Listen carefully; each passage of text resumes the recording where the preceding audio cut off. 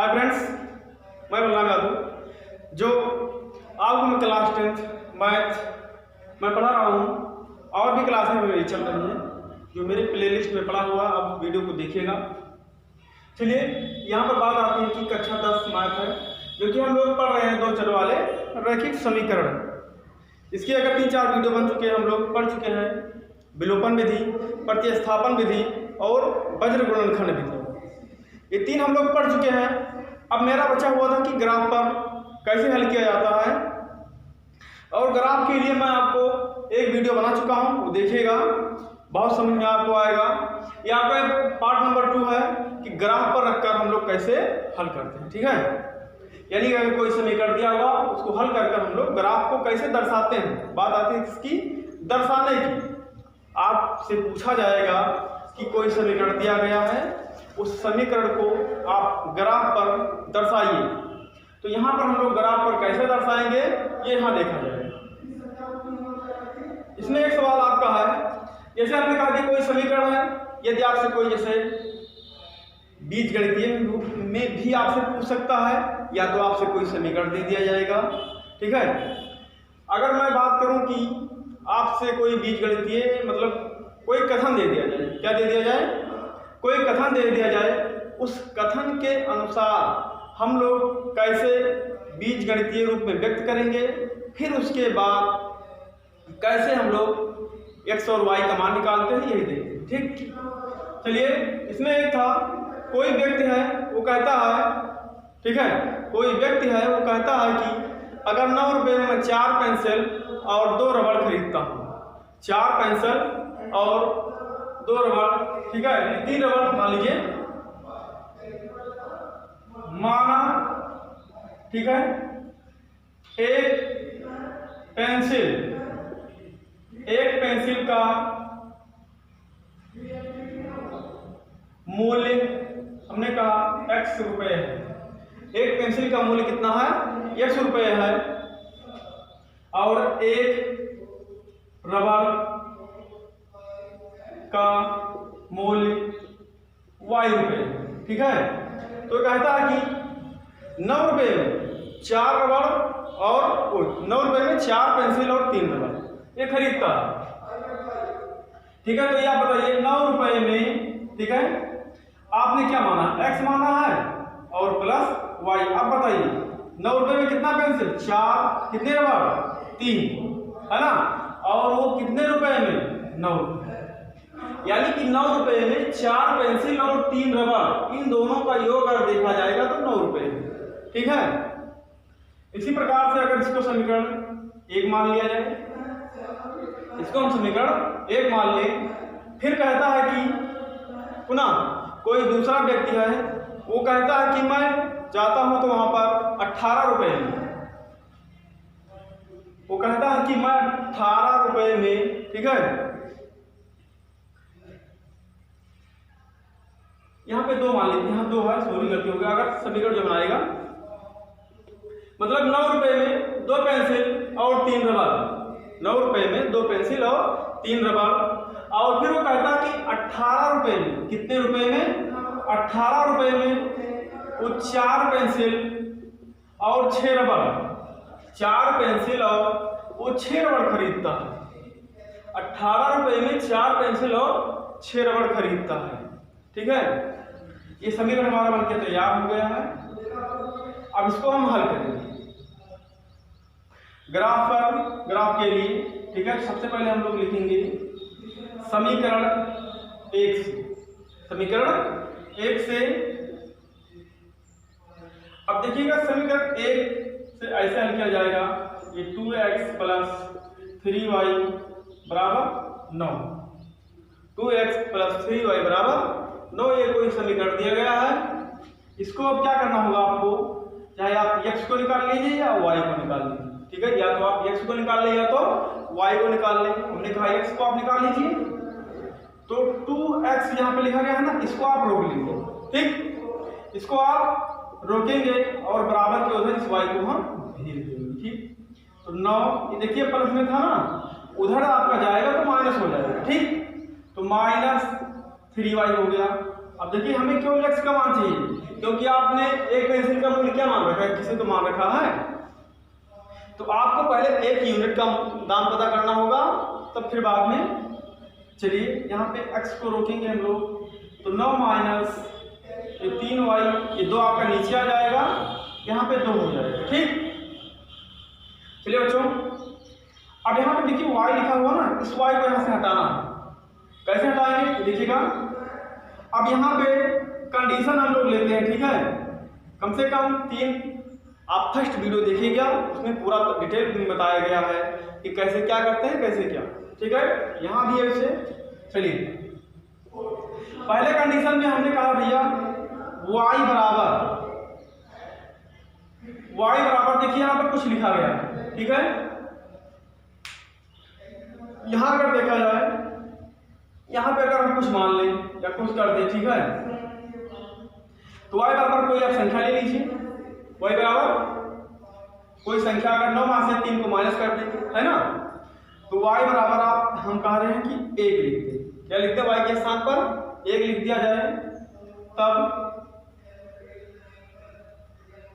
तब क्या हो जाएगा, x बराबर 9 माइनस 3 गुणे 1, 9 माइनस 3 गुणे 1 बटे 2 यहाँ पे हम लोग लिख देते हैं। ठीक, तब क्या हो जाएगा आपका x बराबर, यहाँ हम लोग देखते हैं कि यहाँ देखिए लिखा ना 3 करना, 3 9 माइनस 3 घटाएंगे 6 बचेगा, 6 बटे 2 बराबर 3 आ।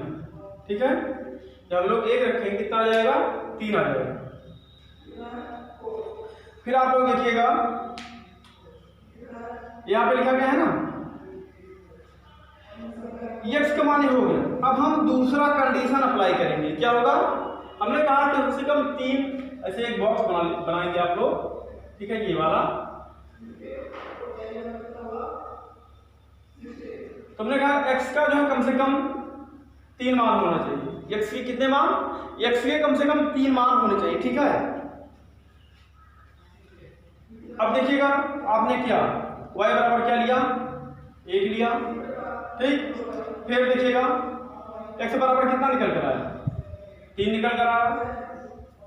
फिर दूसरा कंडीशन होगा ऐसे हमारा, फिर कहते हैं हम y बराबर,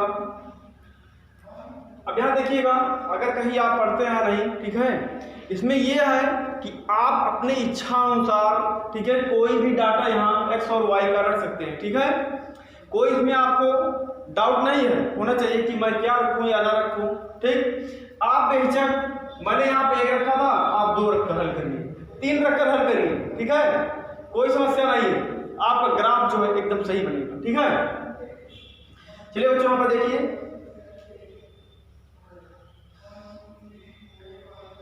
y बराबर, अब मतलब ऐसी संख्या रखिए कि अगर कटता है तो कट जाए, नहीं तो ऐसे चलेगी, ठीक। अगर यहाँ पर 2 2 के 6, अगर 3 हो जाएगा, 1 रखा गया, हम कह रहे हैं कि 2 रख दीजिए आप लोग। क्या रखेंगे हम लोग, 2 रखेंगे। y बराबर 2 रखने पर तब आपका ये हो जाएगा x बराबर,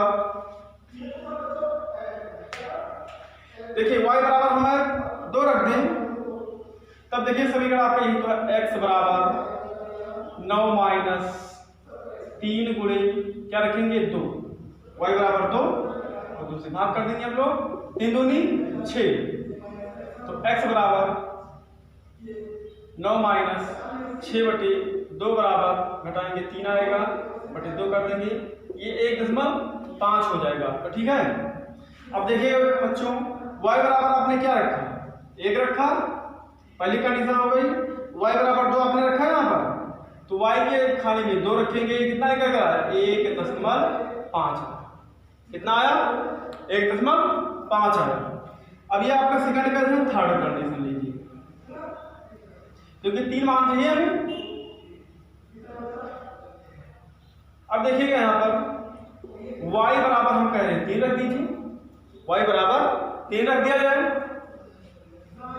तभी आपका हो जाएगा x बराबर 9 माइनस 3 गुणे 3 बटे कितना 2 बराबर 3 त्रिका 9, 9 में से 9 घटाएंगे 0, भाग कर देंगे आपका 0 आ जाएगा, ठीक।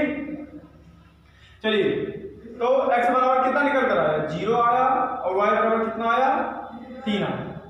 ठीक बच्चों, इसी को हम ग्राफ पर रखकर हल करेंगे। ठीक, लेकिन आपका एक समीकरण और बचा हुआ है, एक समीकरण भी और बचा हुआ है, तो उस समीकरण को मैं पहले हल कर ले रहा हूं, बाद में ग्राफ की बात आएगी तो देखा जाएगा। यहां पे लिखा हुआ है 4x + 6y बराबर 18, ये तो लिखा गया दूसरा समीकरण। अब देखिएगा, जैसे हमने यहां पर x को लिया था, कोई टेंशन नहीं, आप क्या करेंगे, चाहे आप y को रोकिए या x को रोकिए, ठीक है। चलिए यहाँ पे हमने x रोका था, यहाँ पे y को रोक ले रहे हैं, तो 6y बराबर, देखिए क्या प्लस में था, उधर जाएगा क्या हो जाएगा बच्चों, माइनस, तो 18 - 4x, यहाँ पे 6 है, 6 को हम हटाएंगे, ठीक है, तो y बराबर 18 - 4x बटे आपका 6 हो जाएगा। ठीक, ये फिर प्रक्रिया कंडीशन 1 2 3 है ना, 1 2 3, यहां भी ऐसे आप डाटा 3 रख देंगे। ये देखिएगा, एक खाने में x, एक खाने में y। ठीक है बच्चों, पहला कंडीशन यहाँ पे x था, अब आप क्या लेंगे, x लेंगे। x बराबर क्या रखा जाए, अगर यहाँ देखिए अगर 0 रख दिया जाए तो हो जाएगा। ठीक है, सबसे पहले क्या कर देंगे हम, अगर 0 रख दे, है ना, तभी हो गया आपका 18 - 4 × 0 बटे 6, 4 शून्य शून्य हो जाएगा, ये आपका ये हो गया 18, 3 भाग कर देंगे, बराबर कितना आएगा, 3। अब देखिएगा x बराबर 0 हुआ, तो x खाने में 0 रखेंगे, और y बराबर कितना आ गया, 3 आ गया। अब आप यहाँ पे 3 रख देंगे। ठीक, फिर दूसरा कंडीशन आप लेंगे, फिर यही तो दिया है, y बराबर 18 - 4x बटे 6, फिर y बराबर क्या रखेंगे, ऐसा रखिए कि कट जाए। ठीक है, अगर यहाँ पे हम 4 दूना 8 रखेंगे 10, तभी नहीं करेगा, पॉइंट में दशमलव में जाता है, कोई समस्या नहीं। ठीक है, आपने कहा कि हमने या तो 1 रख दिया जाए, 0 रखा गया, 1 रख दिया, ठीक है, तभी आपका y बराबर हो जाएगा 18 - 4 × 1 बटा 6 बराबर, काटो, देखिए 18 4 के मतलब 4, ये आपका बचेगा कितना, 14 बटे 6 बचेगा। आप भाग करेंगे, 6 दूनी 12, दशमलव लगाएंगे, ठीक है, फिर 6 त्रिक 18, फिर 6 त्रिक 18, इसे पॉइंट में चलता जाएगा, दशमलव 3 तक हम लोग मानेंगे बस। ठीक, तीसरा कंडीशन देखिए बच्चों, आपने कहा y बराबर हम पहले 2 ले, x था ना,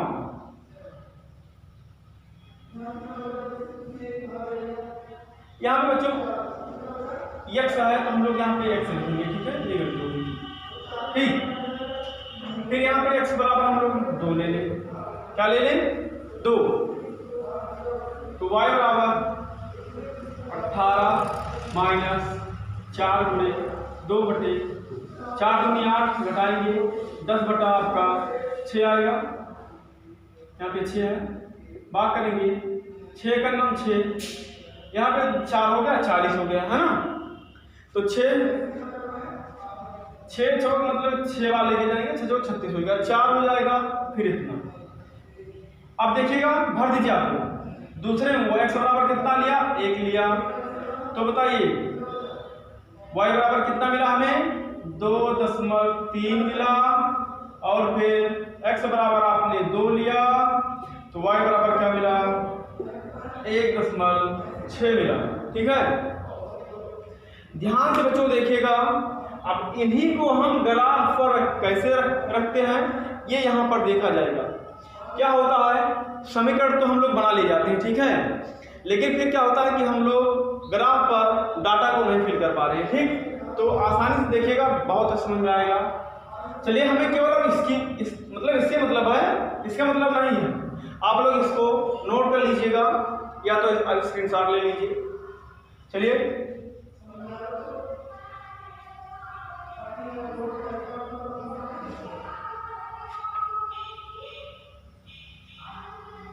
चलिए बच्चों, ये यहाँ पे ये रखा गया है, हमें केवल यही चाहिए।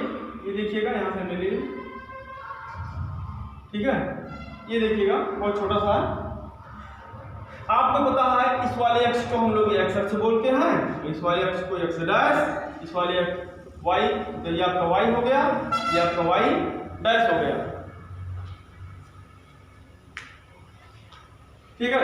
यानी इस वाले की वाला जो हमारा होगा ये आपका वाई डैश, ठीक है। अब देखिएगा सभी से, चाहे ये इधर से आए, इधर से आए, इधर से आए, सबका हमारा क्या होगा, मूलबिंदु 0 होगा, ठीक है। चलिए अब इसके आगे हम, ये आपकी प्लस वैल्यू होती है, क्या होती है, इधर हम प्लस प्लस लिखते हैं जी, यानी +1 +2 +3 +4 5 6 7, ऐसे ही यहाँ क्योंकि प्लस वाला है, +1 2 3 4 5 6, ठीक है। अब देखिएगा इधर एक माइनस होता है, एक प्लस होता है, क्योंकि एक्स डैश आपका माइनस में होगा, तो 1 माइनस में, 2 माइनस में, 3 माइनस में, 4 माइनस में, 5 माइनस में, 6 माइनस, ठीक है। इसी प्रकार से इधर हम लोग देखते हैं तो दोनों माइनस में होता है, ठीक है ना।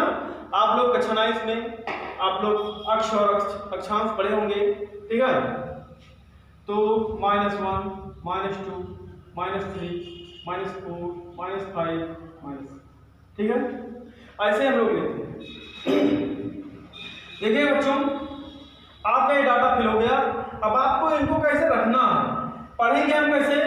एक्स अक्ष पर 3 है, कहां पर है, एक्स अक्ष पर 3 है, ये देखिएगा एक्स अक्ष पर 3 है कि नहीं है, एक्स अक्ष पर 3 है, वो भी प्लस वैल्यू है, तो प्लस वाले को इधर लिखते हैं हम लोग।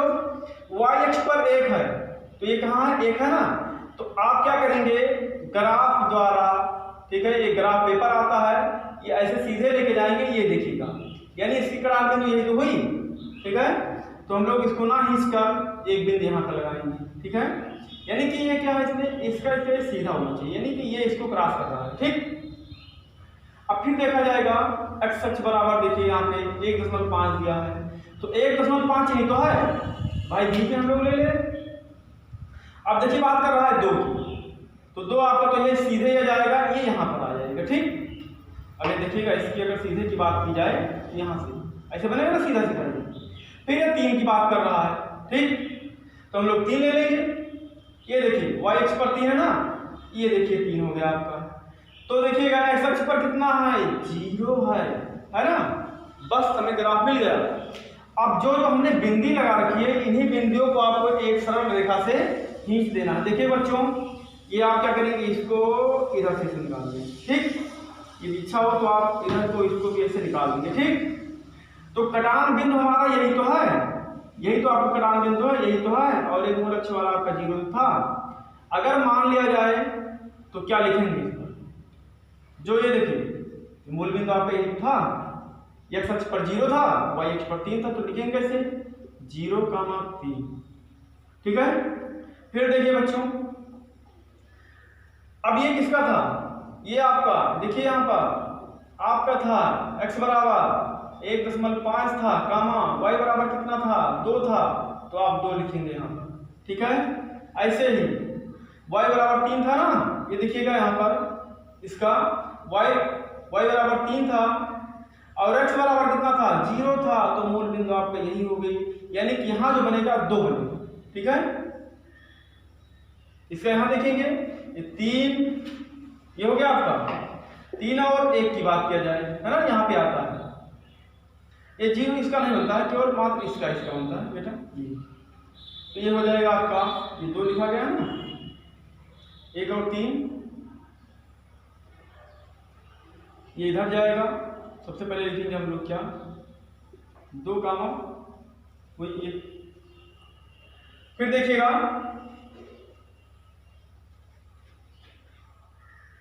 ये दशमलव वाला ये यहाँ से आया था, ठीक है, ये वाला। चलिए अब ये 0.3 हो गया, ये 3.1 होगा, ये 3 इसके लिए जाएगा, ये 1 हो जाएगा, ठीक, ये वाला होगा। अब इस वाले को हम रखेंगे ग्राफ पर, सेम हूबहू यही प्रक्रिया अपनाई जाएगी। एक्स अक्ष पर 3 है, एक्स अक्ष पर 0 है तो वाई अक्ष पर कितना है 3 है, यहाँ पर है ना। अब देखिएगा जब वाई अक्ष पर 2.3 है, अगर हम कह रहे हैं यही बीच में कहीं भी होगा भैया, ये बीच में कहीं होगा ना। देखिएगा यहाँ पर है तो एक्स अक्ष पर कितना है, ये यहाँ पर है, सीधे अगर निकालेंगे तो ये यहाँ पर आएगा, ठीक, यानी ये बिंदु हमारी यही तो आएगी। फिर इसकी बात किया जाए वाई अक्ष पर 1.6 है तो इसके बीच में कहीं पे इधर आएगा, ठीक है, इधर ले लेंगे, ये 2 है तो 2 पॉइंट हमारा इधर तो आएगा। फिर अगर इसकी बात किया जाए ये 3 ये हो गया। अब इसको अगर खींचा जाएगा, ये देखिए ये भी इसके समकक्ष जो है ये रेखा हमारी निकल कर चली जाएगी, ठीक, यानी एक रेखा तो यहीं से निकल रही सीधे सीधे और ये भी हमारी ऐसे ही सीधे निकल जाएगी, ठीक। तो हम लोग ऐसे ही ग्राफ पर पेपर में आएगा, आप लोग ग्राफ पेपर पर ऐसे ही रखकर मतलब जो है हल करेंगे, ठीक। ठीक है, धन्यवाद बच्चों।